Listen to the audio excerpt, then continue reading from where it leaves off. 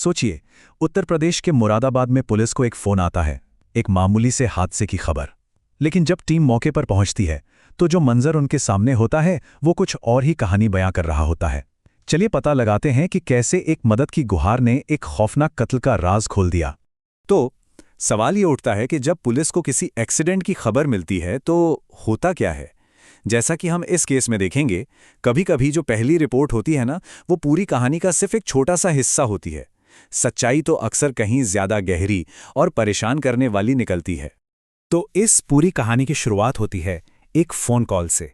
मदद के लिए की गई एक कॉल, और ये कॉल किया था कटघर इलाके के एक कबाड़ व्यापारी शोभित गुप्ता ने।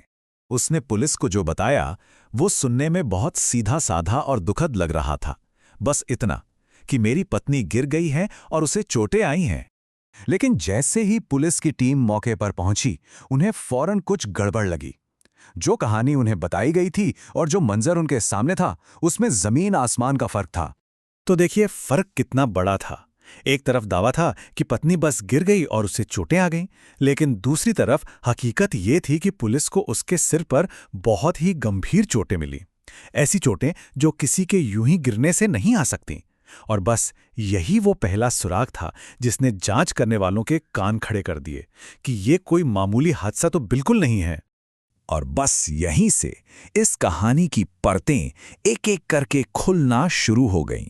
पुलिस ने जैसे ही पूछताछ शुरू की, पति की बनाई हुई झूठी कहानी ताश के पत्तों की तरह ढह गई और सामने आया एक बेहद हिंसक सच। और फिर इस केस में वो मोड़ आया जिसने सब कुछ साफ कर दिया। इकरारनामा। पुलिस की सख्त पूछताछ के आगे शोभित गुप्ता ज्यादा देर टिक नहीं पाया और उसने मान लिया, कबूल कर लिया कि उसने ही अपनी 35 साल की पत्नी पूनम गुप्ता की हत्या की है। तो सवाल ये है कि उस बुधवार की सुबह आखिर हुआ क्या था। देखिए, हुआ ये था कि पूनम गुप्ता जिम से वापस घर लौटी और इसी बात पर दोनों में बहस शुरू हो गई। बात छोटी सी थी, लेकिन देखते ही देखते ये बहस इतनी बढ़ गई कि गुस्से में आकर शोभित ने लोहे के शटर के हैंडल से अपनी पत्नी के सिर पर जोरदार वार कर दिया। अब यहां से कहानी एक और ज्यादा खौफनाक मोड़ लेती है। सोचिए, अपनी पत्नी पर हमला करने के बाद आरोपी ने मदद के लिए किसी को नहीं बुलाया।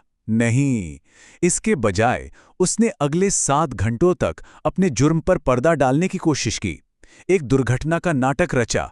और अपने जुर्म को छुपाने के लिए उसने जो पहला काम किया, वो सुनकर रोंगटे खड़े हो जाते हैं। उसने हमले के फौरन बाद अपनी पत्नी के शव को बिस्तर पर लेटा दिया, मानो जैसे कुछ हुआ ही न हो। 7 घंटे, जरा इस पर गौर कीजिए। 7 घंटे हत्या करने और पुलिस को बुलाने के बीच आरोपी ने पूरे 7 घंटे अपनी पत्नी के शव के साथ उसी घर में गुजारे। ये 7 घंटे, ये उसके ठंडे दिमाग और अपने जुर्म को छुपाने की सोची समझी साजिश के बारे में बहुत कुछ कह जाते हैं। तो उन 7 घंटों में क्या क्या हुआ, चलिए देखते हैं। सुबह बहस के बाद हमला हुआ। दोपहर तक जब उसकी बेटी स्कूल से घर लौटी तो उसने उसे दूसरे कमरे में भेज दिया ताकि उसे सच्चाई का पता ना चले। और फिर कई घंटों के बाद शोभित ने पुलिस को फोन करके ये हादसे वाली झूठी कहानी सुनाई। लेकिन ये कहानी सिर्फ उस एक दिन की नहीं है। जब पीड़िता के परिवार वालों से बात की गई तो उन्होंने जो बताया उससे इस घटना को एक बहुत ही जरूरी और दुखद संदर्भ मिला। पुलिस अधीक्षक रणविजय सिंह का जो आधिकारिक बयान आया वो कुछ इस तरह था। ये पति पत्नी के बीच का विवाद था। आरोपी के खिलाफ मामला दर्ज कर लिया गया है और जांच शुरू कर दी गई है। लेकिन पूनम गुप्ता के भाई ने जो कहा वो एक लंबे समय से चल रही परेशानी की तरफ इशारा करता है। उनका कहना था, वह इस घटना से पहले भी मेरी बहन को परेशान करता था। हम उसके खिलाफ सख्त से सख्त कार्रवाई की मांग करते हैं। तो परिवार के जो मुख्य आरोप थे वो क्या थे? उन्होंने 2 बहुत गंभीर बातें सामने रखीं। पहली कि पीड़िता को लंबे समय से प्रताड़ित किया जा रहा था, और दूसरी कि उससे पहले भी नुकसान पहुंचाने की कोशिशें हो चुकी थी। इससे यह साफ हो जाता है कि उस दिन की वो जानलेवा बहस कोई अचानक हुई घटना नहीं थी, बल्कि ये शायद सालों से चल रहे उत्पीड़न और दुर्व्यवहार का एक खौफनाक अंजाम था।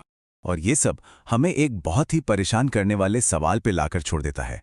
आखिर कैसे एक मामूली घरेलू बहस एक जानलेवा त्रासदी में तब्दील हो जाती है? इस तरह की घटनाओं के पीछे वो कौन से चेतावनी के संकेत होते हैं, वो कौन से कारण होते हैं जिन्हें वक्त रहते पहचानने की जरूरत है?